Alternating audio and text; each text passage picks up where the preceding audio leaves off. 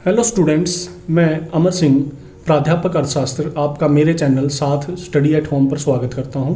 इस चैनल के माध्यम से आपको अर्थशास्त्र जैसा महत्वपूर्ण सब्जेक्ट ऑनलाइन करवाया जाएगा। अर्थशास्त्र की अगर हम बात करें तो ये रोजगार से जुड़ा हुआ सब्जेक्ट है। सरकारी क्षेत्र में Indian economic services, planning commission, NABARD, central secretariat और जितने भी बैंक्स हैं उनमें इस सब्जेक्ट से संबंधित जॉब्स आपको मिलेंगी। और जो प्राइवेट सेक्टर है उसमें बिजनेस एनालिस्ट, फाइनेंशियल एनालिस्ट और डाटा एनालिस्ट के रूप में भी आपको रोजगार के अवसर मिलते हैं। तो इस चैनल के माध्यम से हम अपने सब्जेक्ट को आपके लिए आसान बनाएंगे, उपयोगी बनाएंगे और उम्मीद है कि ये जो प्रयास है वो आपके लिए लाभदायक होगा। अगर आपके कोई सुझाव हैं तो वो अपेक्षित है, आप उनको भेज सकते हैं।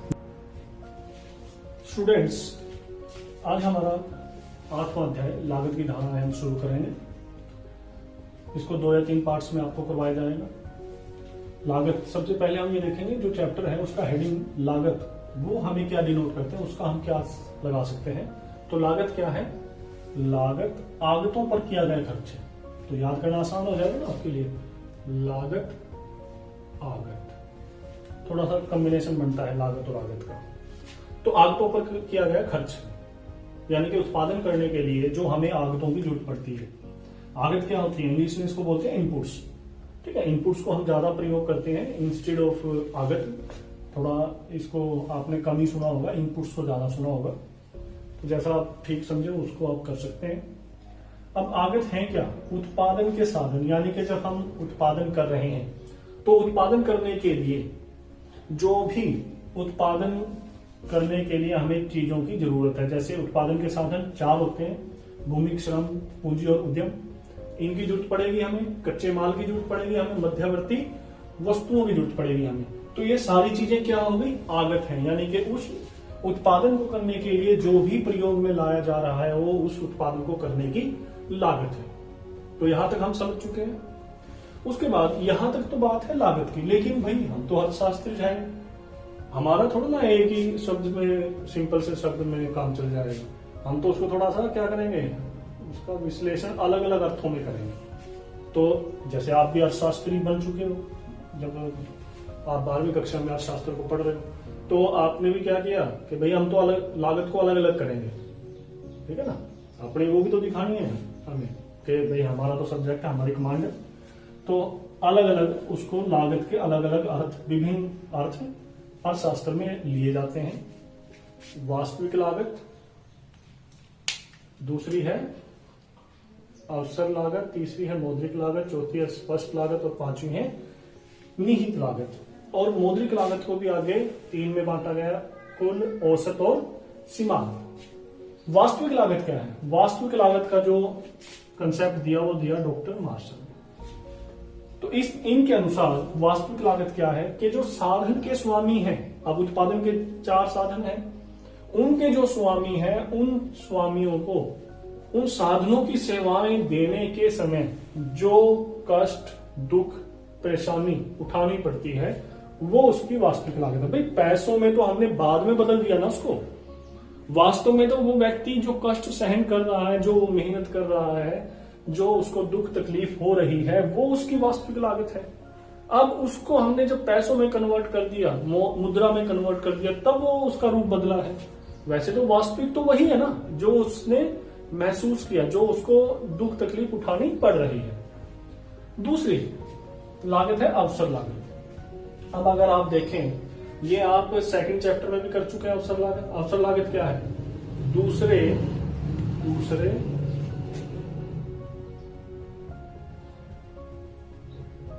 सर्वश्रेष्ठ त्यागे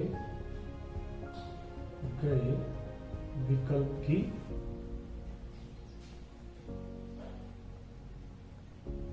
लागत। तो दूसरे सर्वश्रेष्ठ त्यागे गए विकल्प की लागत। आपका उदाहरण लेते हैं। आप 12वीं कक्षा में पढ़ रहे हैं। बहुत से ऐसे बच्चे हैं जो मान लो पढ़ने की बजाय कोई काम करना 10वीं के बाद सोचते हैं भाई हम तो कोई काम करेंगे, हम तो पैसे कमाएंगे। तो वो जो बच्चे जिन्होंने काम करने का चुनाव किया और आपने पढ़ने का चुनाव किया, तो जो वो आपके साथी जितना कमा रहे हैं वो आपकी अवसर लागत है पढ़ाई की, कि आप पढ़ रहे हो तो वो जो काम था जिससे आपको पैसे मिल सकते थे आपने उसका त्याग कर दिया।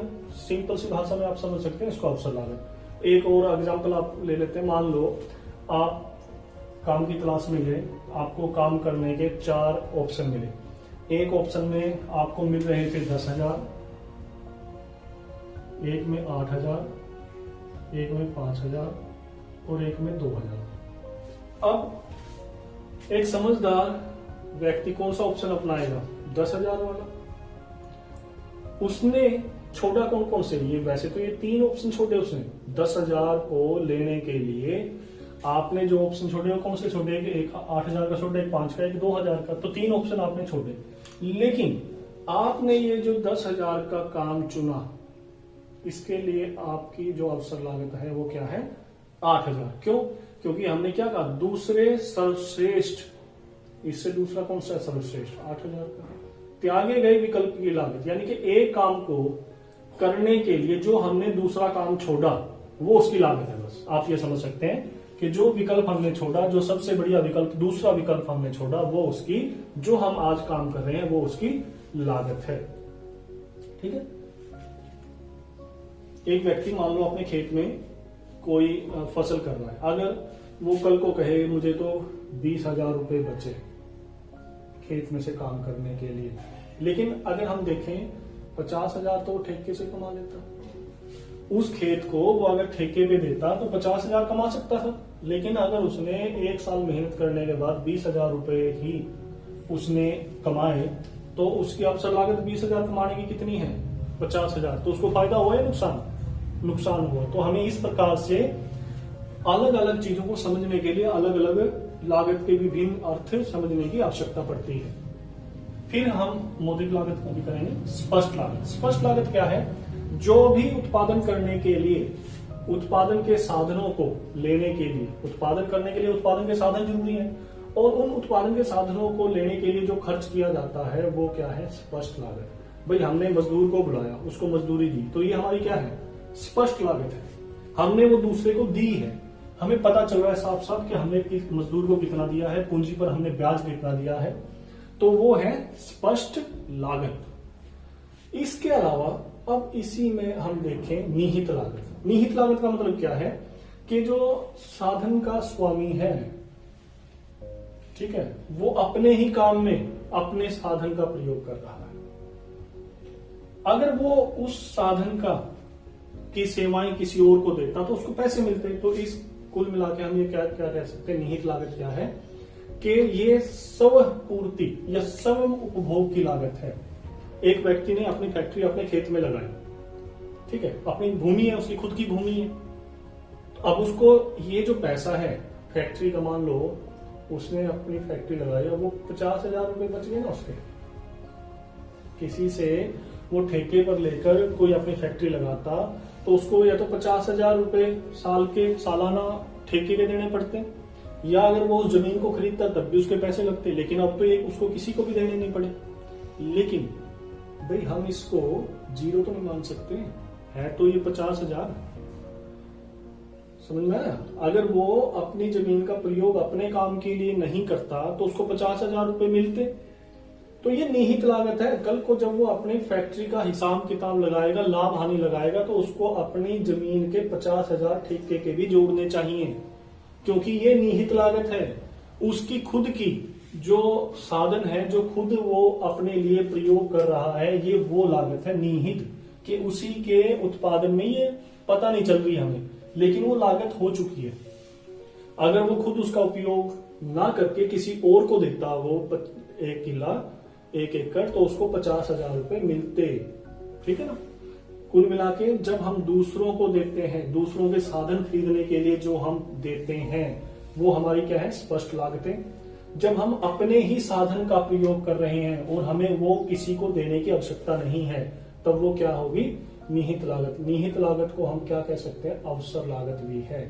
यानी कि ये हमारे ही, ये जो उत्पादन कर रहा है, जो उत्पादन कर रहा है, ये उसी के साधनों की अवसर लागत है, हम ये भी कह सकते हैं। ठीक है? अगर वो उनका खुद के लिए प्रयोग कर रहा है, वो किसी दूसरे को उसकी सेवाएं नहीं दे रहा, तो इसका मतलब कि वो उसकी अवसर लागत है, वो किसी और को देता तो उसको इतने पैसे मिलते, उसको फायदा होता। ठीक है, तो ये भी हमें पता होना चाहिए स्पष्ट लागत क्या है, यानी कि जो दूसरे के साधनों को खरीदने के लिए पैसा दिया जाता है वो स्पष्ट लागत, जो अपने ही साधन का प्रयोग करते हैं हम जब, यानी स्वह पूर्ति, ठीक है, स्व उपभोग, मान लो अपने ही साधनों का हम उपयोग कर रहे हैं उत्पादन करने के लिए, तो वो होती है निहित लागत। स्पष्ट हो जाना चाहिए मेरे हिसाब से। अब मौद्रिक लागत क्या है? मौद्रिक लागत क्या है कि जब उत्पादन करने के लिए मुद्रा के रूप में जितना भी खर्च होता है वो क्या है, सारी की सारी मौद्रिक लागत। भाई मुद्रा के रूप में जो हमने खर्च किया वो टोटल मौद्रिक लागत। अब मौद्रिक लागत को आगे बांटा गया है कुल लागत, औसत लागत और सीमांत लागत। तो कुल लागत, औसत लागत और सीमांत लागत क्या है, ये हम करेंगे अभी डिटेल में।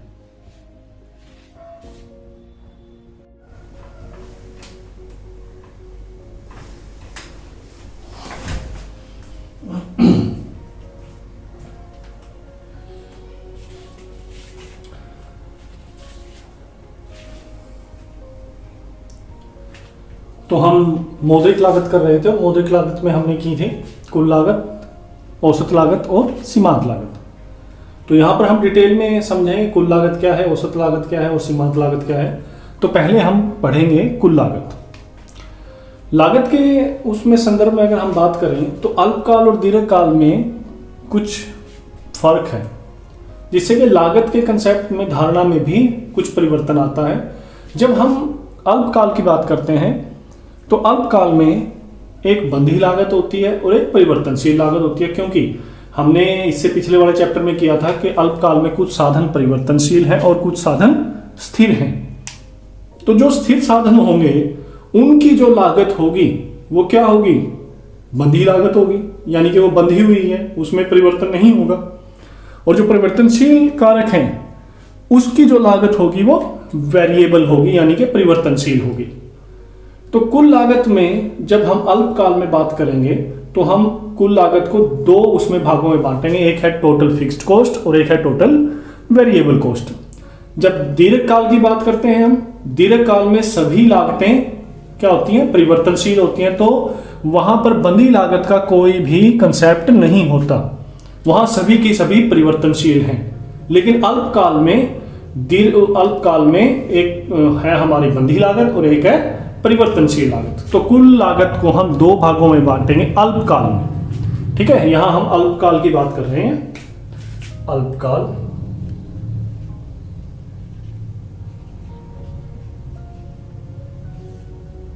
तो अल्पकाल में हम कुल लागत को दो भागों में बांटेंगे, एक है टोटल फिक्स्ड कॉस्ट और एक है total variable cost. Total fixed cost को हिंदी में कहते हैं कुल बंधी लागत और टोटल वेरिएबल कॉस्ट को कहते हैं कुल परिवर्तनशील लागत। और इसका हम ऐसे भी लिख सकते हैं TFC। अगर हमें कहीं ना कहीं इसको एक्सप्लेन जरूर करना पड़ेगा। आप इसका शॉर्टकट फॉर्म एग्जाम में सीधा कभी भी प्रयोग मत करना बिना इसको एक्सप्लेन किए। कहीं ना कहीं आपको ये बताना पड़ेगा कि TFC से आपका क्या मतलब है, TVC से आपका क्या मतलब है। तो हमने यहाँ पे ऊपर एक्सप्लेन कर दिया टोटल फिक्स्ड कॉस्ट, तो हम यहाँ पर लिख रहे हैं TFC प्लस में टोटल वेरिएबल कॉस्ट यानी कि TVC। ठीक है, तो कुल लागत क्या है कि उत्पादन करने के लिए जो कुल खर्च होता है वो क्या है, हमारी कुल लागत। ठीक है, किसी भी प्रकार से वो खर्च होता है, चाहे वो उत्पादन के साधनों पर खर्च होता है, चाहे वो कच्चे माल पर खर्च होता है, चाहे वो हमारे जो मध्यवर्ती वस्तुएं हैं उस पर खर्च होता है। जितना भी खर्च हम कर रहे हैं उत्पादन को करने के लिए वो हमारी क्या है, कुल लागत, जिसको हम कहते हैं टोटल कॉस्ट यानी कि TC। अब पहले हम पढ़ेंगे, क्योंकि हमने दो भागों में बांटा है, ये फॉर्मूला जरूर आप याद रख लीजिएगा, क्योंकि ये आगे जो हमारे संख्यात्मक प्रश्न आएंगे उनमें हमें उन क्वेश्चनों को सोल्व करने में इसकी आवश्यकता पड़ेगी। पहली है कुल बंधी लागत यानी कि टोटल फिक्स्ड कॉस्ट। तो इसकी डेफिनेशन क्या है कि उत्पादन में परिवर्तन के साथ इसमें परिवर्तन नहीं होता, ये फिक्स रहेगी। ये जितनी शुरू में है उतनी ही रहेगी, चाहे उत्पादन ज्यादा हो, चाहे कम हो, चाहे बिल्कुल भी ना हो, ये एक जैसी रहेगी। इसमें उत्पादन में परिवर्तन के साथ कोई परिवर्तन नहीं होता। यहाँ पर तालिका दी हुई है, आपको इस तालिका के माध्यम से कुल बंदी लागत यानी कि टीएफसी यानी टोटल फिक्स्ड कॉस्ट को समझाता हूँ। यहाँ उत्पादन की इकाइयाँ दिखाई गई हैं और यहाँ टीएफसी यानी total fixed cost in rupees दिखाई गई है। तो 0 इकाई यानी कि जब उत्पादन नहीं हो रहा, कंपनी बंद पड़ी है, फैक्ट्री बंद पड़ी है, तो टोटल फिक्स्ड कॉस्ट क्या है? 10 रुपए। जब 1 है तब भी 10, जब 2 इकाइयां उसमें उत्पादन किया जा रहा है, ठीक है, हम साइकिल बनाने वाली कंपनी ले लेते हैं मान लो, वहां पर कोई उत्पादन नहीं हो रहा, तो तब भी जो टोटल फिक्स्ड कॉस्ट है वो 10 रुपए है। तो अब हम कुल बंदी लागत को इस तालिका से समझेंगे। ये आपके पास तालिका दी हुई है, इसमें यहाँ पर उत्पादन की इकाइयां और यहाँ पर टोटल फिक्स्ड कॉस्ट दर्शाई गई है। तो जब उत्पादन 0 है तब भी 10, 1 है तब भी 10, 2 है तब भी 10, 3 है तब भी 10, 4 इकाइयों का उत्पादन किया जा रहा है तब भी 10, 5 इकाइयों का उत्पादन किया जा रहा है तब भी 10।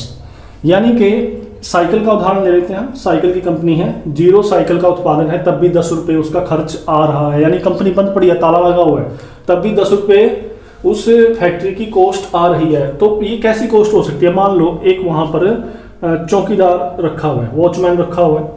अब जब कंपनी 0 उत्पादन कर रही है तब भी वॉचमैन की तो जरूरत है, उस कंपनी के बाहर कोई ना कोई तो उसकी निगरानी करने के लिए चाहिए, नहीं तो कोई लूटी ले जाएगा उसका, जो मशीनें वगैरह पड़ी है वो सारी उठा ले जाएगा कोई। जब 1 इकाई का उत्पादन किया जा रहा है तब भी वो वॉचमैन है, उसके 10 रुपए। 2 इकाई का उत्पादन किया जा रहा है तब भी वही वॉचमैन काम कर रहा है और उसकी जो लागत है वो क्या है? 10 रुपए।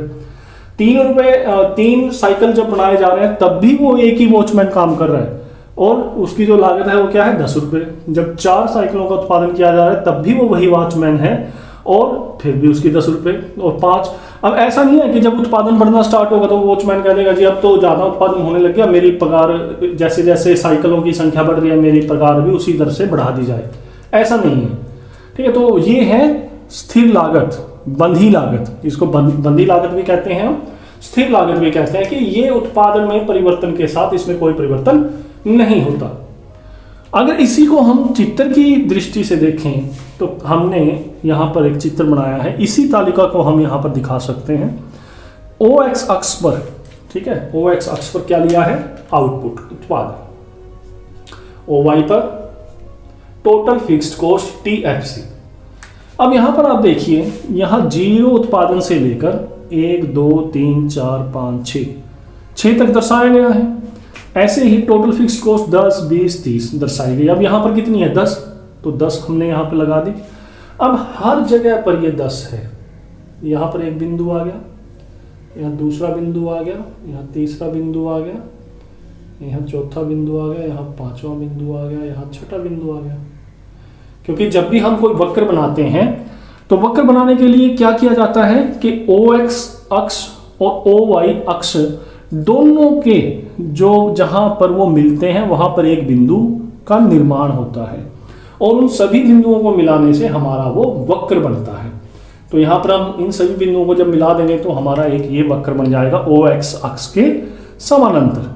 तो ये है हमारा टोटल फिक्स्ड कॉस्ट। ये दर्शा रहा है कि उत्पादन कितना भी हो, अनंत हो, लेकिन जो फिक्स्ड कॉस्ट है वो स्थिर रहेगी, वो यही रहेगी, उसमें उत्पादन में परिवर्तन के साथ परिवर्तन नहीं होगा, ठीक है। तो अब दूसरा आते हैं, इसका पहला पार्ट हमने कर लिया टोटल फिक्स्ड कॉस्ट। अब दूसरा है टोटल वेरिएबल कॉस्ट। तो ये करते हैं हम कुल परिवर्तनशील लागत TVC। ये क्या है? उत्पादन में परिवर्तन के साथ इसमें परिवर्तन होता है। अब देखिए वो डेफिनेशन क्या थी, उसमें उत्पादन में परिवर्तन के साथ इसमें परिवर्तन नहीं होता, यहाँ उत्पादन में परिवर्तन के साथ इसमें परिवर्तन होता है। यानी कि जैसे जैसे उत्पादन बढ़ेगा तो ये भी बढ़ेगी, ठीक है। अब वो कैसे बढ़ेगी देखते हैं। ये तालिका, ये तो समझ में आ गया ना कि ये इसमें परिवर्तनशील होगा, यानी कि इसके मीनिंग से ही आप इसको जोड़ सकते हो कि उत्पादन में परिवर्तन हो रहा है तो इसमें भी परिवर्तन हो रहा है। इसकी भी यहाँ बंदी से कर सकते हो, बांध दिया हमने यहाँ पे, इसको खूंटा मान लो, ये खूंटा हो गया, इस पे बांध दिया, ये यहां से नहीं हिलेगा, ठीक है। उत्पादन कितना भी हिलता डुलता रहे, ये यहां पर हमने बांध दिया है, इसलिए इसको क्या कहा जाता है? बंधी, ठीक है। कुल परिवर्तनशील, अब परिवर्तनशील वो बदलता रहेगा जैसे जैसे हमारा जो उत्पादन है उसकी इकाइयां हिलेंगी डुलेंगी, ऐसे ही हमारी टीवीसी भी हिल डुल जाएगी, परिवर्तन आ जाएगा उसमें। तो अब यहाँ पर देखते हैं उत्पादन 0 1 2 3 4 5 6 ये हमारी इकाइयाँ हैं, साइकिल ही मान सकते हैं हम कि 0 साइकिल का उत्पादन किया जा रहा है, 1 2 3 4 5 6। अब यहाँ पर देखिए आप, जब 0 साइकिल का उत्पादन किया जा रहा है यानी कि कोई भी साइकिल का उत्पादन नहीं किया जा रहा, कंपनी बंद पड़ी है, उत्पादन नहीं हो रहा, तो टीवीसी कितनी है 0। जब 1 साइकिल का उत्पादन शुरू हुआ तो टीवीसी कितनी हुई 10, यानी कि यहां पर उससे पहले मजदूरों की जरूरत नहीं थी। जब उत्पादन नहीं हो रहा तो परिवर्तनशील जो कारक हैं जैसे कि मजदूर, कर्मचारी, उनकी आवश्यकता नहीं थी। जब उनकी आवश्यकता नहीं थी तो यानी कि उनके ऊपर कोई खर्च भी नहीं हो रहा था, तो इसलिए हमारी जो परिवर्तनशील लागत थी वो 0 है, यानी कि ये उत्पादन होगा तो परिवर्तनशील लागत होगी, अगर उत्पादन नहीं होगा तो परिवर्तनशील लागत भी नहीं होगी। ठीक है ना, यानी कि इसका सीधा संबंध किससे है उत्पादन से। अब जब 2 साइकिलों का उत्पादन हुआ तो 18, 3 का हुआ तो 24, 4 का हुआ 28, 5 का हुआ 5 साइकिलों का उत्पादन हुआ, तो ये बढ़कर जो हमारी परिवर्तनशील लागत है वो कितनी होगी 32। और जब 6 साइकिलों का उत्पादन हुआ तो ये बढ़कर कितनी होगी 38।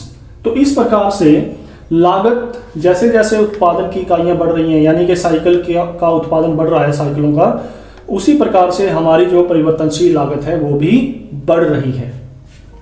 इसको हम, जैसे हमने ऊपर डायग्राम बनाया था, इसको भी हम यहाँ पर डायग्राम पर दिखा सकते हैं। ऐसे ही जो वो इकाइयां हैं कि जब 0 है तो टीवीसी भी क्या है 0, यहाँ पर वही OX पर आउटपुट, OY पर टोटल वेरिएबल कॉस्ट, यहाँ पर हमने दिखाई थी टोटल फिक्स्ड कॉस्ट, तो टीवीसी, तो ये 0 1 2 3 4 5 6, ऐसे ही ये 5 10 15 20 25 30 35 40।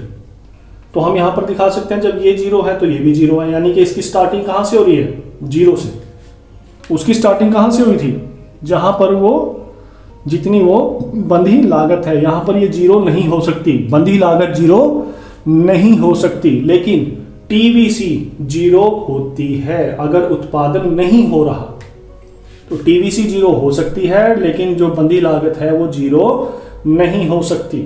और टीवीसी भी 0 तब होती है जब उत्पादन नहीं हो रहा होता, यानी उत्पादन जब हमारा 0 होता है। तो 1 इकाई पर हम 10 दिखाएंगे, 2 पर हम दिखाएंगे 18, 3 पर 24, 4 पर 28, ठीक है, 5 पर 32 और 6 पे 38। तो हमारा उन बिंदुओं को मिलाने से ये इस प्रकार का एक डायग्राम आ जाएगा।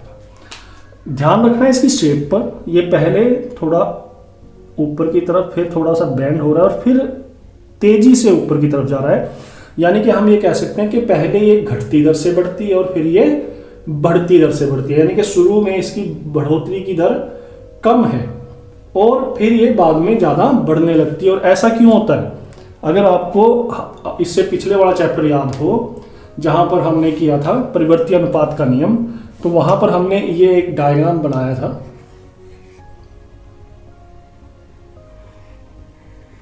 टोटल प्रोडक्शन का।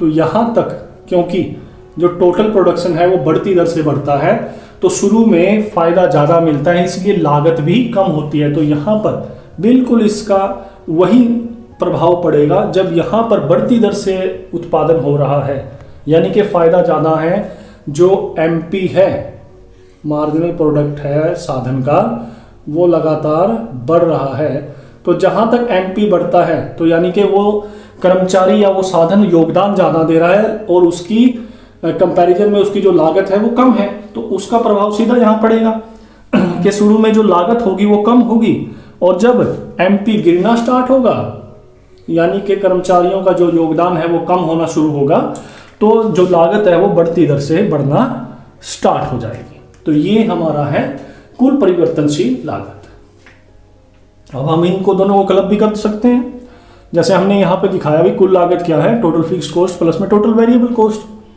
तो यहां पर हम कुल लागत को क्या करते हैं, अब क्लब कर देते हैं एक तालिका में। ये जो एक तालिका ये है, एक तालिका ये है, ये हमने यहां पे फिट कर दी। ऐसे ही एक डायग्राम ये है, एक डायग्राम ये है, ये हमने यहां पे फिट कर दिया।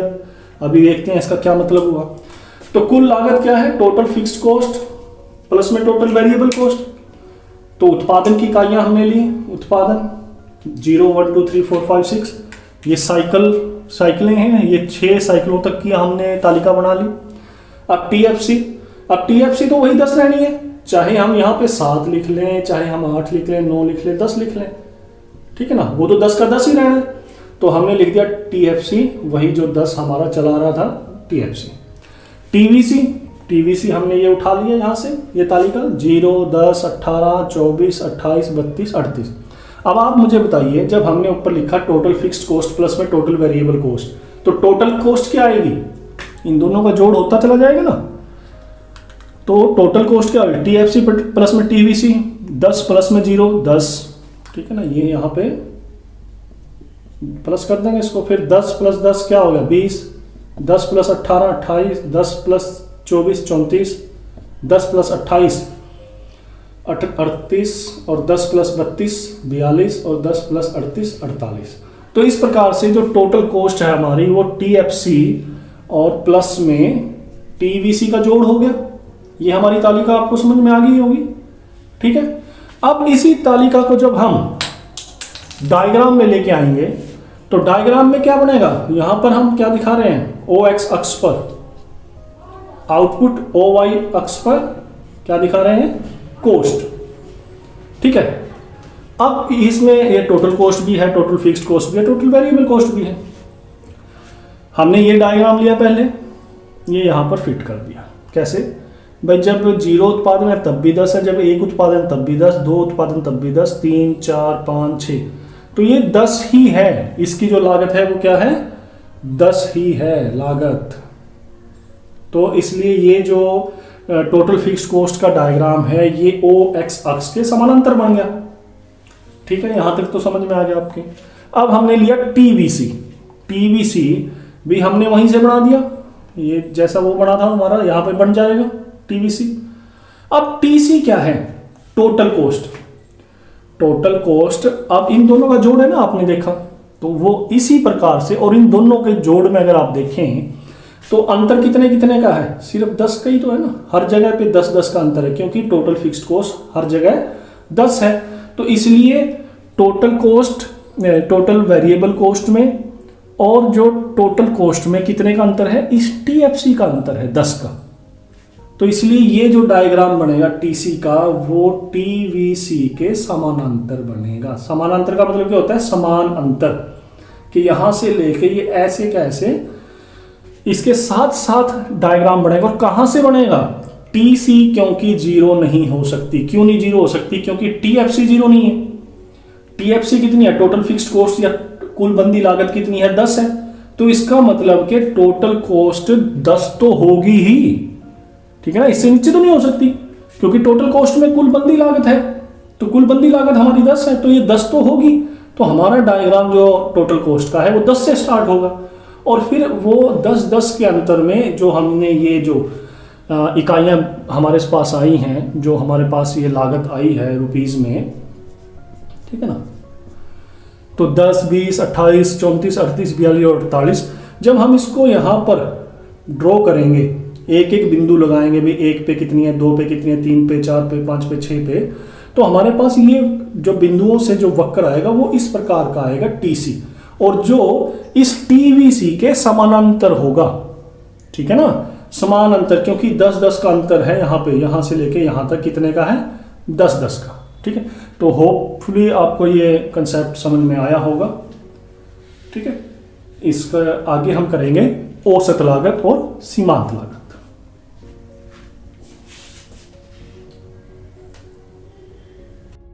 स्टूडेंट्स, इससे रिलेटेड जो पीडीएफ है वो आप इस वीडियो के नीचे डिस्क्रिप्शन में जाकर वहाँ जो एक लिंक दिया गया है उससे डाउनलोड कर सकते हैं।